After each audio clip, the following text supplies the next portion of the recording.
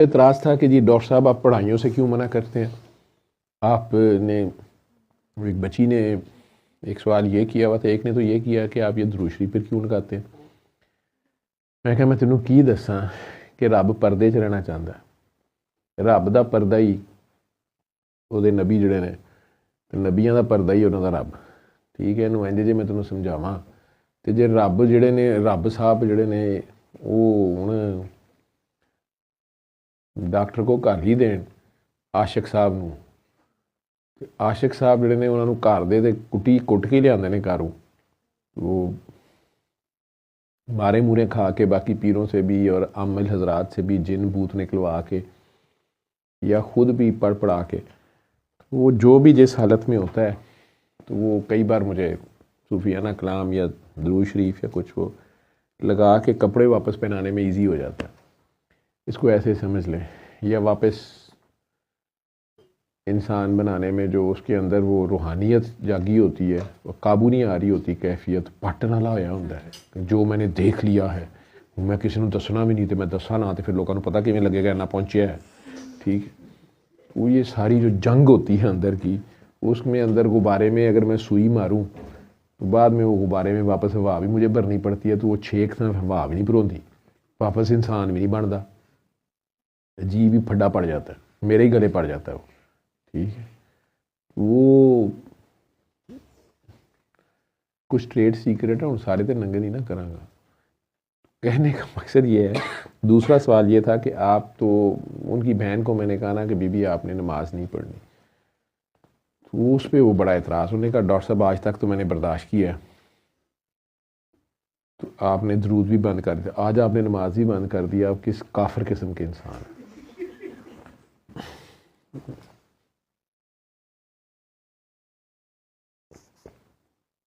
इसका मुझे जवाब दें। तो मैंने कहा मुझे लगा कि ये तो कई नेट पे भी बैठे देखते होंगे या जो भी वीडियोस देखते होंगे, या इधर भी कई बैठे हुए कमरा भरा होता है।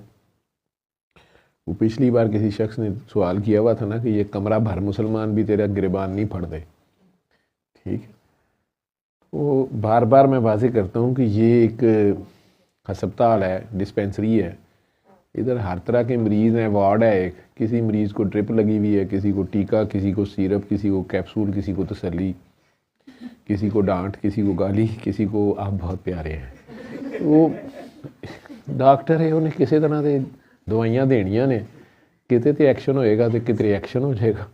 ठीक है, फिर उन्होंने भी सामना, वो भी डॉक्टर की जिम्मेदारी, कैफियत तारी हो गई थी। ये भी इल्ज़ाम लगा कि ये कैफियत आप ही तारी करते हैं।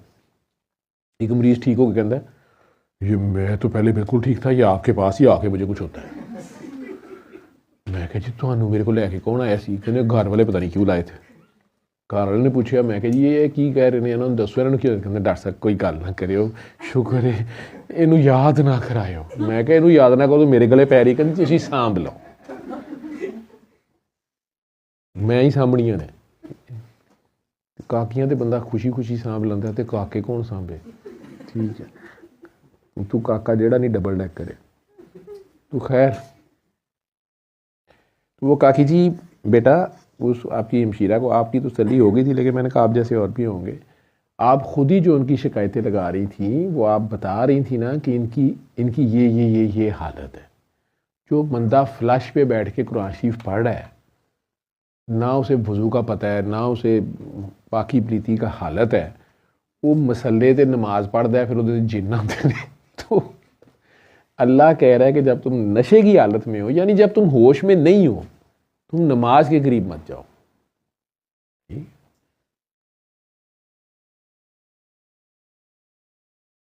और कई दोस्त ऐसे होते हैं कि वो अपने दोस्त के साथ शदीद मुखलिस होते हैं। दोस्ती की पहली रिक्वायरमेंट है इखलास। आशिक मशूक नाल बड़ा मुखलिस होंदा है, फोकस्ड। मजाजी आशिक मशूक ही हो। ठीक है, हुण मशूक दी घर दी वो गेट से खलोता, दी अचानक बिजली खराब हो गई, चले गई है, वो गई पिछू वापड़ा दी पूरे महल्ले दी। आशिक हुरी ते वैसे खलोते सन, वो हुण बाजी दे उत्ते कशका पाउण लई फट खंबे ते चढ़ गए। नमाज तो उन्होंने कायम है, लेकिन बाजी ने तो अंदर जाकर ना मुझे बदनाम कराया ना, जल के मर गया साला। ठीक है, क्योंकि महल्ले च गल तो यही होएगी। कि भाजी बिजली चले गई ना तो वो खंबे ते चढ़ के अंदर झांकदा पिया सी। अल्लाह अल्लू फिर करंट आ गया पिछू वापडा का, वो उतरन भी ना दिंदा। वापडा वालों को क्या लगे कि बंदा उतरा भी है कि नहीं, अभी मसले ते चढ़िया है कि उतरे है, ठीक है। वो करंट कई बार आ जाता है नमाज में भी। मैं क्या, आप खुद ही तो कह रही हैं कि ये इन्हें नमाज में ये भी नहीं पता चलता, ये अचानक मशरक को सजदे शुरू कर देती है, इंडिया वालों को सजदे शुरू कर देती है। बाजी दी अपनी डिस्क्रिप्शन है ऐसी। मैं कहा इंडिया वालों हो जाने तो सजदा की हो गया, ठीक। वो मशरक में है बेचारे, उसका क्या मतलब है, ठीक। तो वो जब अल्लाह ने कहा कि जब आप होश में ना हो तो मत जाए नमाज के करीब, ठीक है। कई लोग तस्बीहां पढ़ी जा रहे हैं। दूसरा साहब एक थे, वो पास बैठ के मेरे तस्बीह चलाई जा रहे थे। मैं कहूँ बंद कर। उन्हें ज़्यादा उनका गुस्सा था, उनके मियाँ थे, वो असल च चेकर आए सन नाल पहली विजिट च। बाद च पता लगा वो मैंटल हस्पताल दाखिल ने, मक्खियां लाई जा रहे हैं उतों, ठीक है। मैंने 3 बारी मना किया कि यार मुड़ जा, इन्हू बंद कर। वो आयतल कुर्सी तेज़ करी जाए, मेरा शायद कोई फोकस होर सी, नाल मेरे घूरी जाए, मैनू सवाल करी जाए। मैं क्या पता नहीं मेरी अखा चो की कढ़ना इन्हें। मैं क्या मामा तू काढ़ ही लै। तो वो फिर बाजी को गुस्सा था दूसरी विजिट पे, वो कहनी ये क्या है, वो क्या, इमकी तुमकी टिमकी।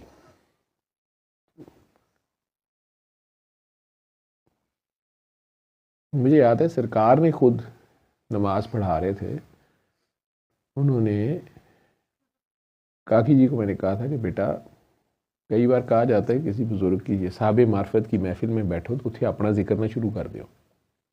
वो जिस फोकस पे खड़ा है वहाँ खड़े हों, आम जुबान में जो समझाया जाता है।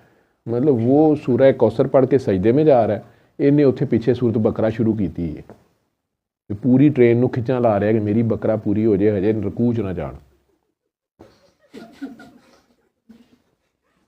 तो सरकार की फिक्रे गौर कर लें उनकी बात पे। आपने इस्लाम फेरने के बाद कहा कि यार आप में से कौन पढ़ रहा था, यानी जब सरकार जो पढ़ रहे हैं, सरकार जब आगे अल्लाह से बात कर रहे हैं, या इमाम आपका आगे पढ़ रहा है, तो आपने पीछे नहीं पढ़ना होता। आपने सिर्फ उसके साथ सजदा रुकू सलाम फेरना होता। आप बेवक्त की रागनी अपनी ना शुरू कर लें। पढ़ तो आप भी कुरान ही रहे, लेकिन आपको मना किया जा रहा है, ठीक है। क्योंकि इमाम के ज़ुम्मे या इंजन के ज़ुम्मे पूरा डब्बे होते हैं पीछे, सारों को सीधी राज लाइन पे भी रखना, नाक की सीध में भी जाना, मंजिल पे भी पहुँचाना। बीच डब्बे अपनी ही इट खेलियाँ शुरू कर दें, ब्रेकें लगानी शुरू कर दें, ठहरो जी खाने वाल तो समोसे अच्छे लभते हैं। वो सरकारें द्वारा नमाज पढ़ा रहे थे, उन्होंने पीछे मुड़ के सलाम फेर के बड़े सख्त लहजे में पूछा कि कौन, क्योंकि वो कम ही जलाल में आते थे, यार कौन पढ़ रहा है तुम में से। कोई भी नहीं बोला, डर भी जाते थे सारे। आपने कुछ तौक़ुफ़ के बाद थोड़ा कंट्रोल सरकार का बहुत था, थोड़ी देर बाद उनका जो फ़िक्रा है ना, उसमें सारी बात है। तो उन्होंने कहा यार तुम लोगों को क्यों समझ नहीं आती, मेरे पे बोझ बढ़ जाता है। इसी तरह कुछ लोग जो हैं वो अल्लाह मियाँ की जो भी पहचान या समझ आती है, वो या गलती गुनाह हो गया, इस्तग़फ़ार सिर्फ इस्तग़फ़ार पढ़ते रहने को समझ देते हैं, गलती फिर वही कर रहे होते हैं। वो इस्तग़फ़ार तौबा कर मतलब ये है यू टर्न, आप वो चीज़ अब नहीं दोहराएंगे, और साथ आप माफ़ी भी मांगेंगे जो मेरे से हो गई है गलती, उस पर आप शर्मिंदा रहेंगे, शर्मिंदगी तो आप। लेकिन अगर आप वही काम करी भी जा रहे हैं, फिर आपने इस्तग़फ़ार को भी मजाक बनाया हुआ। या बहुत ज़्यादा इबादत वो कल्ब सख्त कर देती है, अगर आपको दूसरों में खामियां नज़र आनी शुरू हो गई हैं, ये एक रहता कैफियत है।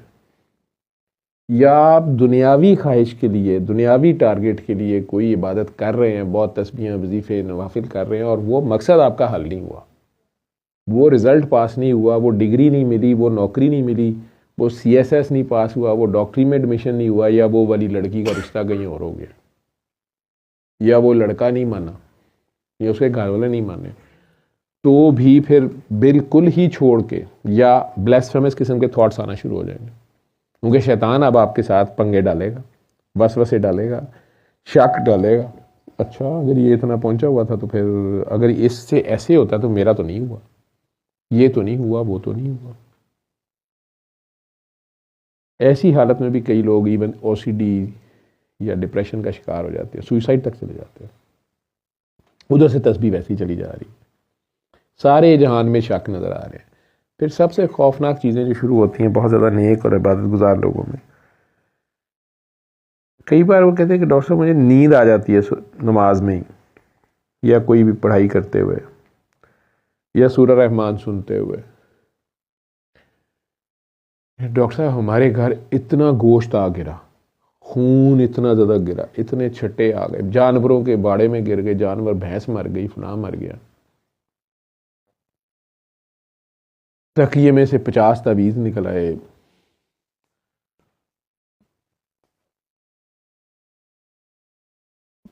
एक आमिल साहब आए, उन्होंने कहा यहाँ से टाइलें उखाड़ें, टाइलें उखाड़ी, उन्होंने कहा इधर खोपड़ी है, निकाली तो खोपड़ी निकल आई। डॉक्टर साहब हमारे पे कीता कराया। मैं उन्हें सादा अल्फाज में कहता होता हूँ, अब किस तरह भी मैं समझाऊँ, कहता हूँ कि आप ये बंद कर दें। या हमारे घरों में बड़ी ज़ोरदार किस्म, डॉक्टर साहब आगे आ जाएं, इधर आ जाएं, ये जगह भी है ना, इसको फिल कर लें।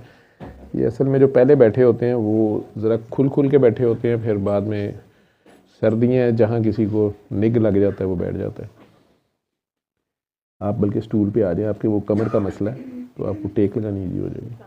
खैर है, अब वो बैक, मैंने कहा अगर आपको बैक लगानी है, स्टूल है अगर बैठना है आपको ईजी हो जाएगा।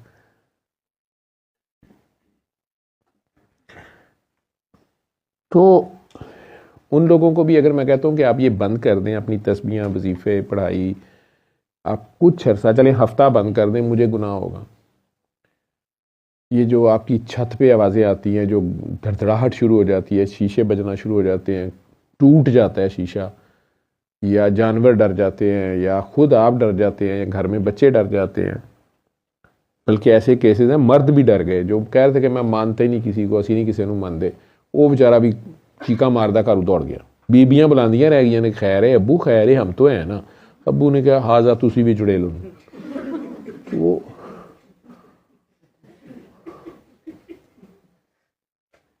उन सारों को भी अगर कहा कि बराए मेहरबानी ये फायरिंग छोड़ दें आपस में, ये जो आपने तस्बीहां काउंटर पकड़े हुए हैं इन्हें फ़िलहाल बंद कर दें कुछ अरसे के लिए। और नजमा जी आगे आ जाओ, जगह है ना आगे।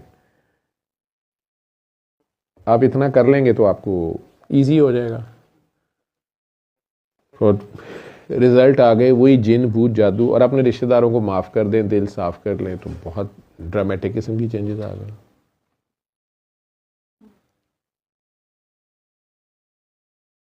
लेकिन कईयों ने जाके वापस कुछ अरसा ये सब देख के फिर जब फिर शुरू किया तो फिर पकड़े गए।